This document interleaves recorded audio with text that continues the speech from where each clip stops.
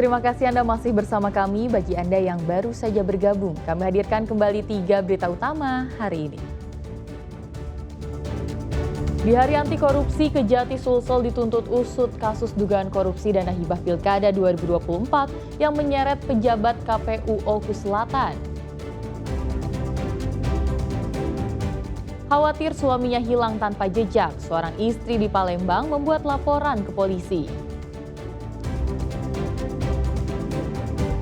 Butuh uang untuk modal beli mahar dan menikah. Seorang pria di Kota Palembang curi sepeda motor.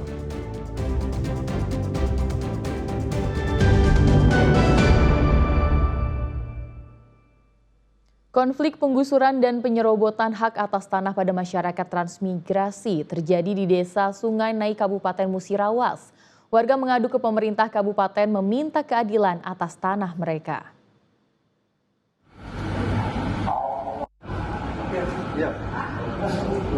Masyarakat Desa Sungai Naik, Kecamatan BTS Ulu Cecar, mendatangi kantor pemerintah daerah Kabupaten Musirawas.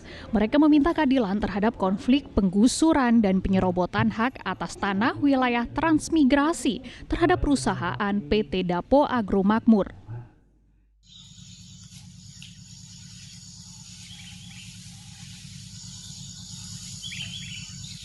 Dalam mediasi itu, Sekretaris Daerah Kabupaten Musirawas dan sejumlah massa menyampaikan bahwa persoalan ini terjadi pada lahan plasma milik masyarakat yang luasnya mencapai 66 hektar. Massa mengaku belum menerima kejelasan maupun penyelesaian hak masyarakat atas lahan itu yang selama ini dikelola oleh pihak perusahaan tanpa adanya ganti rugi yang sah terhadap masyarakat Desa Sungai Naik. Tujuan sejumlah massa untuk melakukan mediasi ini agar persoalan konflik ini tidak meluas. Sementara pemerintah Kabupaten Musirawas dalam waktu dekat berjanji akan memanggil pihak perusahaan untuk menyelesaikan konflik. Konflik ini sudah berjalan selama belasan tahun. Adalah lahan saat itu persengketaan warga transmigrasi dan perusahaan. Nah, yang menjadi masalah sekarang, perusahaan itu dalam pengawasan dari aparat penegak hukum. Mohon bantuan penyelesaian.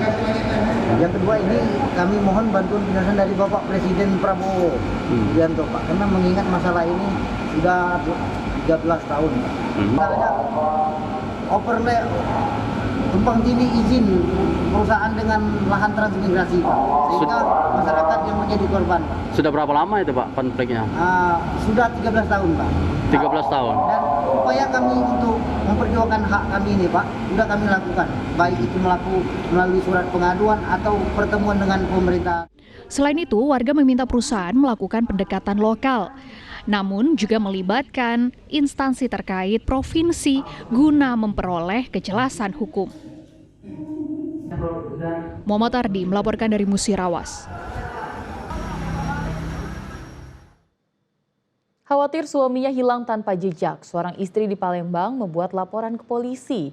Muhammad Hafiz, pria berusia 37 tahun, sudah 2 hari tidak kembali ke rumah sejak 7 Desember 2025 lalu.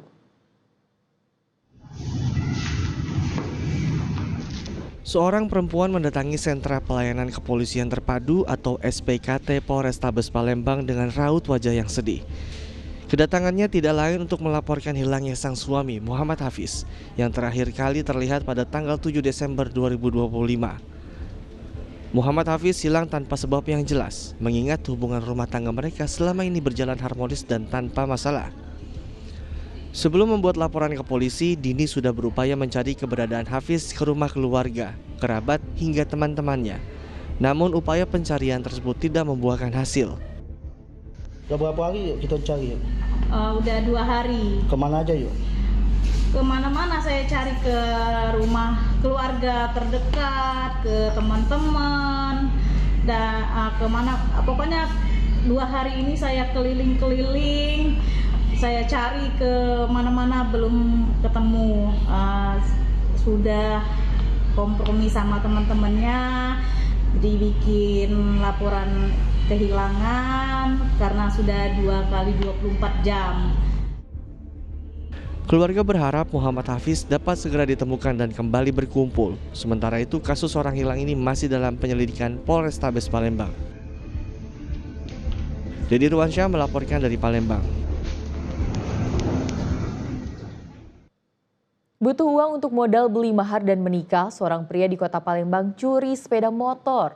Modus pelaku berpura-pura mencoba sepeda motor sebelum dibayar, kemudian membawa sepeda motor kabur tak kembali. Hati-hati jalan ya, makasih.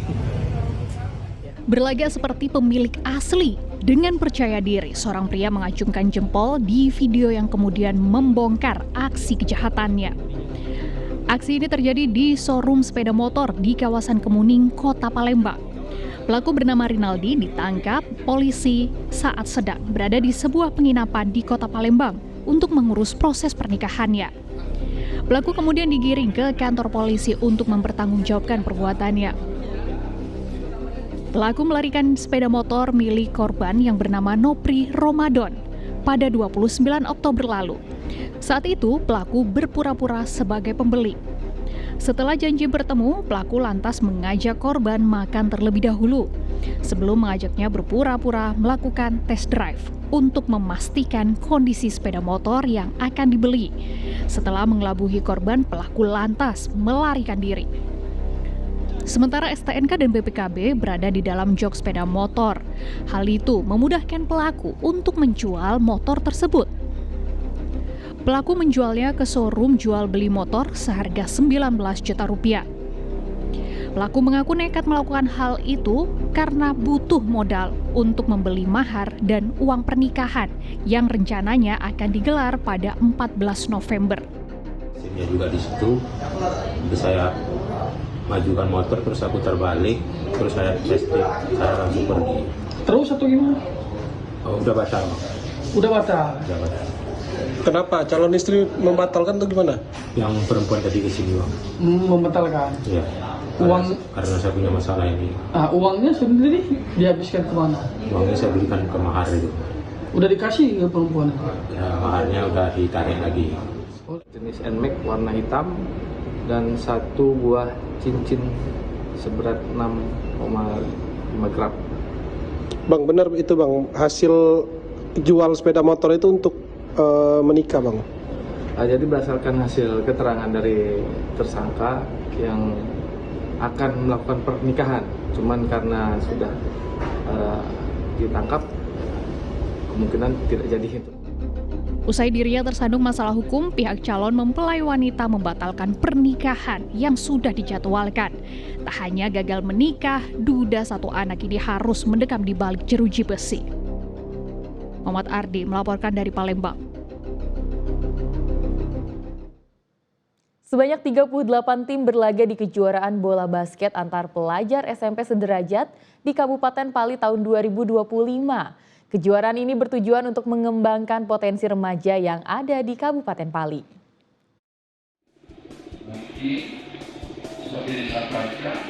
Kejuaraan bola basket antar pelajar SMP sederajat se-Kabupaten Pali, Sumatera Selatan, resmi dibuka oleh Asisten 1 Pemkab Pali, Andre Fajar Wijaya. Kejuaraan lomba basket ini diikuti 38 tim dari 20 tim putra dan 18 tim putri.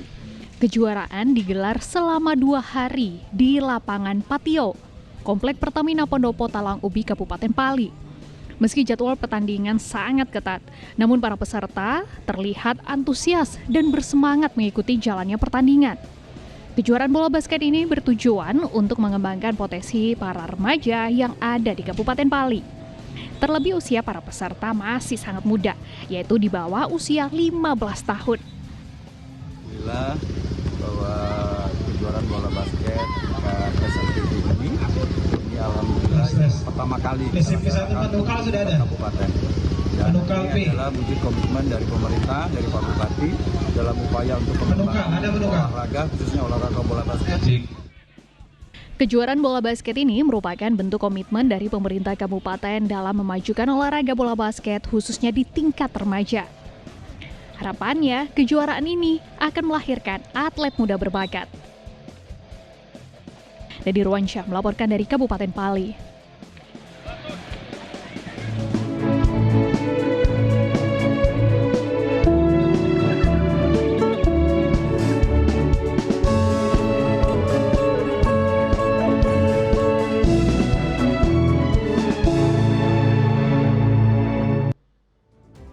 Laporan tersebut mengakhiri berita Sumsel hari ini. Jangan lupa pastikan Anda subscribe channel YouTube Liputan 6 SCTV Daerah. Saya Tia Anissa, berterima kasih atas perhatian dan kebersamaan Anda. Selamat beraktivitas dan sampai jumpa.